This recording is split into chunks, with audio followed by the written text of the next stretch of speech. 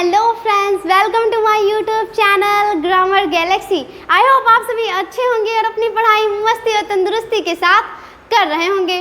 तो चलिए बिना देरी के हम लोग आज के टॉपिक पे आते हैं। वैसे हम लोगों ने कल क्या पढ़ा था? कल की क्लास में हम लोगों ने इंट्रोडक्शन को अच्छे से देख लिया था, हम लोग लेटर समझ चुके थे, सब कुछ समझ लिया था। आज हमारी किसकी बारी है? सेंटेंस की। तो चलिए बिना देरी के हम लोग शुरू करते हैं। आज हम लोग समझेंगे कि हमारे सेंटेंस होते क्या हैं। आज की क्लास करने के बाद आपको सेंटेंस में कोई कंफ्यूजन नहीं होगी, सारा एकदम क्लियर हो गया होगा। ठीक है, तो चलिए शुरू करते हैं। सबसे पहले इसकी डेफिनेशन देखते हैं। A group of word that tells full meaning is called a sentence. यानी कि शब्दों का ऐसा समूह जो पूर्ण अर्थ बताता हो उसे ही हम वाक्य कहते हैं। ये तो हमारी डेफिनेशन थी। अब मैं आपको बताती हूँ, हम लोग जो नॉर्मली बातें करते हैं तो हम लोग जो बोलते हैं वही तो है हमारे सेंटेंस। उसमें हम किसका यूज़ करते हैं? सेंटेंस का ही तो यूज़ करते हैं। जैसे मैं इस टाइम बोल रही हूँ तो मैं सेंटेंस का ही तो यूज़ कर रही हूँ, यही तो है हमारे सेंटेंस। नॉर्मली आप बातों को याद रखिए कि जो बातें करते हैं वही हमारी सेंटेंस है। इस डेफिनेशन को क्या ही पूर्ण अर्थ, हम लोग कोई बात करेंगे तो उसका कोई मतलब निकलेगा ना। हम लोगों का जैसे हमने कुछ बोला तो मेरी जो बात मैंने कही इसका मतलब निकल रहा है ना, तो ये हमारा सेंटेंस होगा। डेफिनेशन फिलहाल आप लोग याद कर सकते हैं, लेकिन समझने तो ज़्यादा अच्छा है। जैसे एग्जाम्पल मैं बताती हूँ आपको। He is a good boy, मैंने बताया he is a good boy, जैसे वह एक अच्छा लड़का है। अब ये हमारा वर्ड्स का ग्रुप भी है और इसका अर्थ भी निकल रहा है, यानी इसकी मीनिंग निकल रही कि नहीं निकल रही? निकल रही है ना, तो ये हमारा सेंटेंस होगा। अब जैसे I am a good student, मैंने कहा I am a good student, तो ये भी हमारा एक सेंटेंस है क्योंकि इसका भी अर्थ निकल रहा है, यानी इसकी भी मीनिंग निकल रही है। अब हम लोग दूसरा देखते हैं। You are very beautiful, you are very beautiful, सच में यू आर वेरी ब्यूटीफुल, तो इसका भी अर्थ निकल रहा है, तो ये भी हमारा सेंटेंस होगा। ठीक है, इतना समझ में आ गया। अब हम लोग पढ़ते हैं पार्ट्स ऑफ सेंटेंस। अब हम लोग सेंटेंस जो बोलते हैं ना उसके भी पार्ट कर दिए गए हैं। टेंशन कोई नहीं है, सेंटेंस उतने ही रहेंगे, बस उसके जो थोड़ा पार्ट है उसको समझ लेते हैं। उसमें क्या है? एक होता है हमारा सब्जेक्ट, एक होता है हमारा प्रेडिकेट। क्या होता है? एक होता है सब्जेक्ट, एक होता है प्रेडिकेट। बोलो मैम ये क्या होता है? तो मैं आपको बताती हूँ सब्जेक्ट क्या होता है। सब्जेक्ट वो होता है जिसके बारे में बात कही जा रही होती है, उसे हम लोग सब्जेक्ट बोलते हैं। ठीक है, और प्रेडिकेट किसे बोलते हैं? तो जो बात कही जा रही होती है वो प्रेडिकेट होती है। लेकिन फिलहाल आप सब्जेक्ट को समझिए। जैसे वाक्य में जिसके बारे में बात कही जा रही होती है उसे हम सब्जेक्ट के नाम से बताते हैं। जैसे मैंने कहा you are a good student, तो मैंने यू कहा, मैंने कहा आप अच्छे स्टूडेंट हो, तो आप जो हो तो आपके बारे में बात हो रही है, तो आप जो हमारे सब्जेक्ट हो जाओगे। जैसे मैं यहाँ पे देखती हूँ the sun rises in the east, यहाँ पे हमारा द सन जो है, जो हमारा सन है, इसके बारे में बात हो रही है ना, तो ये हमारा सब्जेक्ट होगा। अब जैसे मैंने लिखा you are my son, you are my son, तो आपके बारे में बात हो रही है, तो ये भी हमारा सब्जेक्ट हुआ। अब समझ में आया सब्जेक्ट क्या है, सब्जेक्ट के, और फिर समझते हैं प्रेडिकेट क्या है। ठीक है, सब्जेक्ट के विषय में जो बात कही जा रही होती है उसे हम प्रेडिकेट बोलते हैं। कैसे? अभी समझते हैं। जैसे मैंने आपको क्या बताया, जिसके बारे में बात कही जा रही होती है वो तो हमारा सब्जेक्ट होता है, लेकिन जो बात कही जा रही होती है, जैसे मैंने कहा कि मैं एक टीचर हूँ। अब मैंने कहा मैं, यानी मैंने अपने विषय में कहा, तो मैंने मेरे विषय में कहा, तो जो मैं है यानी कि आई एम अ टीचर, तो जो हमारा आई है वो तो सब्जेक्ट हो जाएगा। लेकिन आई एम अ टीचर, जो बाकी पार्ट बचा उसे हम लोग प्रेडिकेट कहते हैं। इतना समझ में आया? प्रेडिकेट को हिंदी में विधेय बोलते हैं, लेकिन आप याद रखो इंग्लिश का ज़्यादा सही रहेगा। अब आगे बढ़ते हैं हम लोग। सब्जेक्ट एंड प्रेडिकेट चुनिए। अगर आपको समझ में आ गया तो इसमें चुनते हैं। चलिए देखते हैं हमारा सब्जेक्ट और प्रेडिकेट। जैसे लिखा है my daughter is a district magistrate, इसमें माई डॉटर किसके विषय में बात हो रही है? My daughter. अब जो बाकी पार्ट जो हमारा बचा, तो वो हमारा जो बाकी पार्ट बचा वो हमारा हो जाएगा प्रेडिकेट। इतना समझ में आया? इस सेंटेंस में देखते हैं माई ब्रदर। अब किसके बारे में बात हो रही है? माई ब्रदर, तो माई ब्रदर हमारा सब्जेक्ट हो जाएगा, जो बाकी पार्ट बचा वो हमारा प्रेडिकेट हो जाएगा। इतना समझ में आया? और भी देखते हैं सम बॉयज़। अब यहाँ पे सम बॉयज़ है, तो ये सम बॉयज़ के बारे में बात हो रही है ना, तो ये हमारा सब्जेक्ट, बाकी जो बच्चा वो प्रेडिकेट। अब इसमें आप बताओगे, ठीक है, कमेंट करके बताना इसमें क्या है। ये हमारा टीचर जो सब्जेक्ट हो जाएगा, बाकी जो बच्चा वो हमारा प्रेडिकेट। इसमें भी हमारा ये सब्जेक्ट हो जाएगा और ये प्रेडिकेट। इसमें भी हमारा द सन सब्जेक्ट, बाकी प्रेडिकेट। अब समझ में आया। बस आपको जानकारी देनी थी कि सेंटेंस में भी हमारे दो पार्ट हो जाते हैं, एक सब्जेक्ट एक प्रेडिकेट। होता कुछ नहीं है, बातें हम लोग नॉर्मल करते हैं, लेकिन जिसके विषय में बात होती है उसको हम लोग सब्जेक्ट का नाम दे देते हैं, और जो बात कहते हैं उसे हम लोग प्रेडिकेट कह देते हैं। ठीक है, इतना समझ में आया। अब पढ़ते हैं सेंटेंस। अब होने वाला है खुलासा। कैसे होगा अब देखते हैं। सेंटेंस हमारे कितने प्रकार के होते हैं, यानी कितने टाइप के होते हैं? 5 टाइप के होते हैं। कितने टाइप के? 5। डरिए मत, कोई ये नई चीज़ नहीं है, आप इनका यूज़ करते हो लेकिन जानते नहीं हो। अभी आज से आप लोग समझ जाओगे ये कितने टाइप के होते हैं। ये 5 प्रकार के कौन सा होते हैं? एक assertive sentence, interrogative sentence, imperative sentence, exclamatory sentence, optative sentence. कितने प्रकार हो गए हमारे? 5 प्रकार हो गए। कौन से? हमारा असर्टिव सेंटेंस यानी कि विधेय सूचक वाक्य, जिसमें हम लोग नॉर्मली बातें करते हैं, वो हमारे हो जाते हैं विधेय सूचक वाक्य। इंटरोगेटिव कौन से होते हैं? प्रश्नवाचक। इसमें तो नाम ही लिखा है प्रश्न। प्रश्न यानी हम लोग क्वेश्चन, जिसमें हम लोग क्वेश्चन करते हैं जिन सेंटेंस में, वो हमारे हो जाते हैं इंटरोगेटिव सेंटेंस। इतना क्लियर है? ठीक है। अब हम लोग देखते हैं न्यू हमारा किया जाता है हमारा इंपरेटिव, आदेशात्मक वाक्य। आदेशात्मक नहीं, इसमें हम लोग ऑर्डर भी देते हैं लेकिन रिक्वेस्ट भी करते हैं, तो ये हमारा आदेशात्मक ना लिख के चलो हम लोग रिक्वेस्ट भी होता है, यानी कि ठीक है, इसमें रिक्वेस्ट भी करते हैं, ऑर्डर भी देते हैं। ठीक है, तो ये हो जाता है हमारा इंपरेटिव। एक्सक्लेमेटरी, विस्मयादिबोधक वाक्य। विस्मयादि, विस्मय मतलब क्या होता है? आप अचंभित हो जाते हैं, जिसमें चौंक जाते हैं, हैरान हो जाते हैं। तो ऐसे वाक्यों का यूज़ करते हैं कि नहीं करते? ऐसे सेंटेंस आप बोलते हो कि नहीं बोलते हो? बोलते हो। जैसे अचानक से डर जाते हो तो भी आप हैरान हो जाते हो, कुछ नया कुछ अच्छा सा देख लिया तब हैरान हो जाते हो ना। अभी हम लोग इसको डिटेल में पढ़ेंगे, ऐसे नहीं छोड़ूंगी, पूरा डिटेल में समझाऊंगी। पहले इसको मोटा मोटी समझ लेते हैं कि ये है क्या। ठीक है, तो ये हमारा समझ गया ना, विस्मयादिबोधक वाक्य।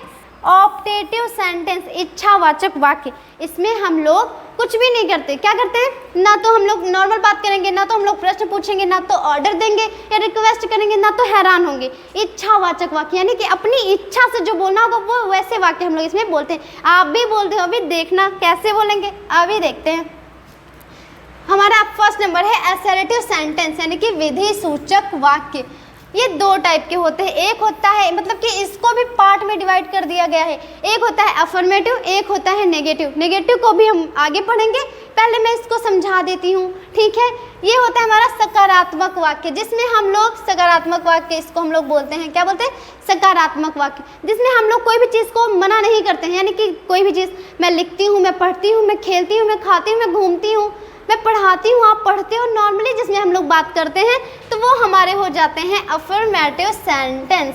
Example, I write a letter, Mohit is a good boy, you are a player. समझ में आया? बिल्कुल कोई दिक्कत नहीं है ना। नॉर्मली तो मैंने कहा I write a letter, Mohit is a good boy, you are a player. इतना समझ में आ गया। अब पढ़ते हैं हमारा नेगेटिव।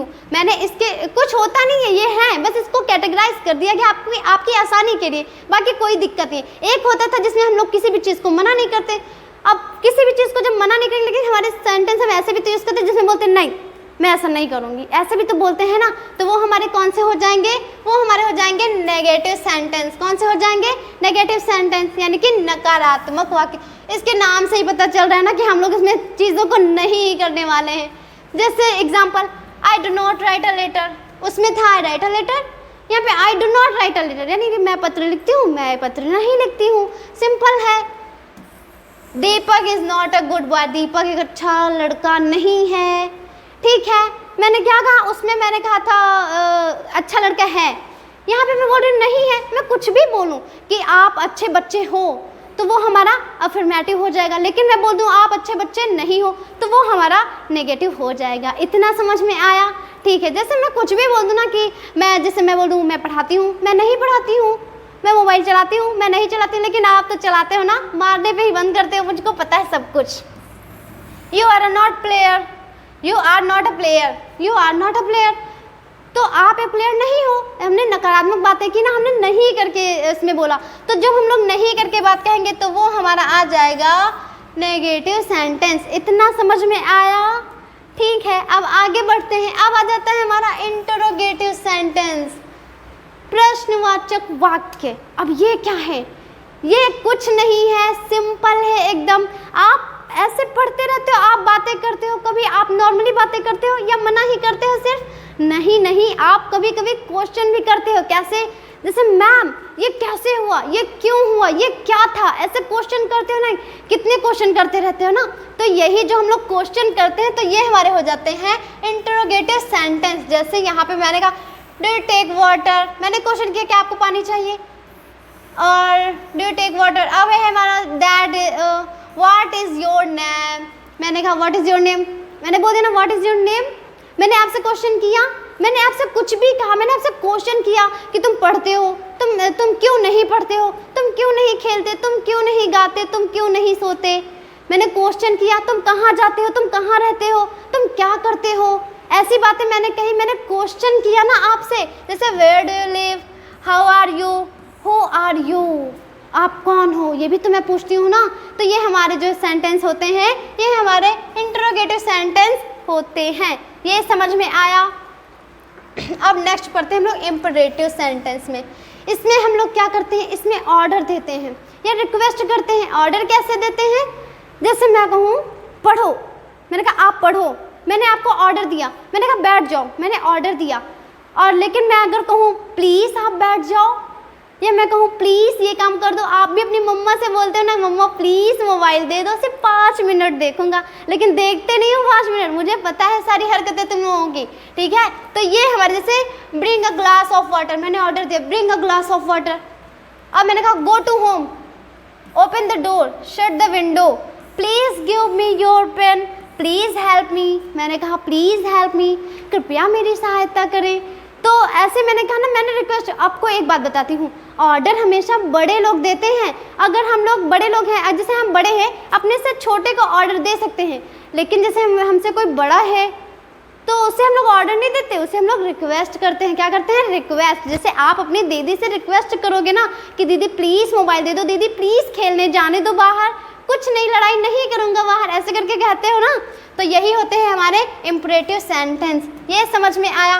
अब हमारा आता है एक्सक्लेमेटरी सेंटेंस, विस्मयादिबोधक वाक्य। ये क्या होते हैं? ये भी आप इनको भी यूज़ करते हो, लेकिन आपको पता नहीं होता। इसमें आप क्या यूज़ करते हो? इसमें ऐसे आप वर्ड यूज़ करते हो, हुर्रे, अलास, वाव, ऐसे करके यूज़ करते हो। जैसे आपने कहा hurray we have won the match, आपने कहा hurray we have won the match, यानी कि हम मैच जीत गए। आपके चेहरे पर जो खुशी आई ना, आपके चेहरे का जो एक्सप्रेशन वो चेंज हो गया।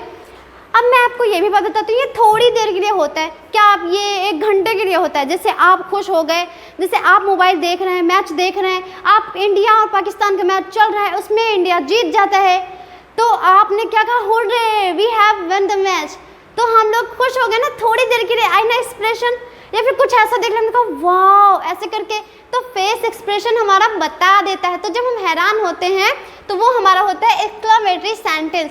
अब ये थोड़ी देर के लिए होता है ना, क्योंकि थोड़ी देर में, अब जैसे आप मैच देख रहे हो, इंडिया मैच हार गया, हारे नहीं, लेकिन मैं ऐसे बोल नहीं रही, लेकिन एग्जांपल दे रही हूँ कि जैसे हार जाए तो आप क्या कहोगे, ओह शिट ये क्या हो गया, आपका फेस एक्सप्रेशन बदल गया, फौरन से बदल गया।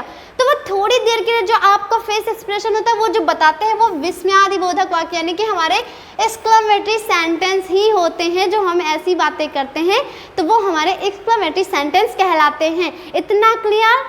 यस और नो? क्लियर? ओके। जैसे मैंने कहा अलास शी इज़ नो मोर, आप कहते हो ना कि अलास आपको अफसोस है कि वो अब नहीं रही, ऐसे करके, लेकिन आप फेस एक्सप्रेशन आपका दुखी हो जाते हो फ़ौरन से, लेकिन वो 1 घंटे के लिए नहीं रहता, वो थोड़ी देर के लिए रहता है, ठीक है। अब जैसे वाह इट इज़ वेरी ब्यूटीफुल, आपने कुछ देखा बोल के वाह इट इज़ वेरी ब्यूटीफुल, आप ऐसे बोलते ना थोड़ी देर के लिए आप बहुत ज़्यादा हैरान हो गए कि कितना खूबसूरत है, होते हो ना। तो ये है हमारे सेंटेंस, इनका हम लोग यूज़ करते हैं कि नहीं करते? करते हैं ना। तो यही तो है हमारे सेंटेंस, अभी एक हमारे टाइप ही है सेंटेंस के। आगे पढ़ते हैं हम लोग ऑप्टेटिव सेंटेंस। हम लोगों ने क्या क्या पढ़ा है? हम लोगों ने नॉर्मल बातें भी की हैं, प्रश्न भी पूछे हैं, और ऑर्डर भी दिया है, रिक्वेस्ट भी की है, हैरान भी हुए हैं, सब कुछ हो गए। अब हमारा बचता है क्या? इच्छावाचक वाक्य, यानी कि क्या होता है? आप कुछ हमेशा क्या करते हो? हमेशा क्वेश्चन ही करते रहते हो, या हमेशा नॉर्मल ही रहते हो, या हमेशा हैरान ही रहते हो? आप इच्छावाचक भी तो वाक्य का यूज़ करते हो, जैसे बड़े लोग हम लोगों के साथ करते हैं। जैसे may you stand first, may you live long, may your detection be जैसे कि मैं आपको बता रही हूँ, फॉर एग्जाम्पल है आपको, इसमें क्या होता है इच्छावाचक वाक्य, इसमें सिर्फ आशीर्वाद ही नहीं दिया जाता, यानी कि इसको मैं बोल सकती हूँ आशीर्वाद या अभिशाप वाले वाक्य। ठीक है, आशीर्वाद या अभिशाप वाले वाक्य। अब कैसे, जैसे हमारे बड़े लोग हमको क्या देते हैं, जब कभी हम लोग स्कूल जाते हैं उनके पैर छूते हैं तो क्या कहते हैं, बेटा खुश रहो, ऐसे देते हैं ना आशीर्वाद, बेटा लंबी उम्र जियो, ऐसे देते हैं ना। लेकिन सिर्फ आशीर्वाद नहीं होता है, इसमें अभिशाप भी होते हैं। जैसे कि मैं आपको एग्जाम्पल बताऊं, मैं फॉर एग्जाम्पल लिख रही हूँ, मैं ऐसा नहीं कह रही हूँ, ठीक है, मैं कुछ भी नहीं बोल रही, ना ना ना, मैं कुछ नहीं बोल रही, लेकिन फॉर एग्जाम्पल आपको बतानी, जैसे मैंने कहा, नहीं मैं नहीं ही कहती हूँ, मैं कह देती हूँ जैसे एक्स और वाई, दो व्यक्ति हैं, एक्स ने वाई से कहा, मैंने कुछ नहीं कहा, एक्स ने वाई से कहा जाओ तुम्हारा सर्वनाश हो जाए, ऐसे कहा, एक्स ने वाई से कहा जाओ तुम्हारा सर्वनाश हो जाए, तो उसने अभिशाप दिया ना अभिशाप। जैसे शापित मूवी में किंग जो होता है उसकी फैमिली को अभिशाप दिया होता है, ऐसे ही हम लोग जब अभिशाप देते हैं तो वो भी हमारे ऑप्टेटिव सेंटेंस में ही आते हैं। इतना समझ में आया कि नहीं आया? ओके, आज के लिए इतना ही, मिलते हैं नेक्स्ट वीडियो में। क्लास कैसी लगी कमेंट में बताइएगा, और वीडियो को लाइक नहीं किया है तो लाइक कर दीजिए और चैनल को सब्सक्राइब कर लीजिए। और क्लास में टॉप करना है तो पढ़ना तो पड़ेगा ना, तो आप पढ़िए और साथ ही अपने फ्रेंड को शेयर भी करिए ताकि आप दोनों लोग साथ में पढ़ें और क्लास में टॉप करें। तब तक के लिए टाटा बाय बाय।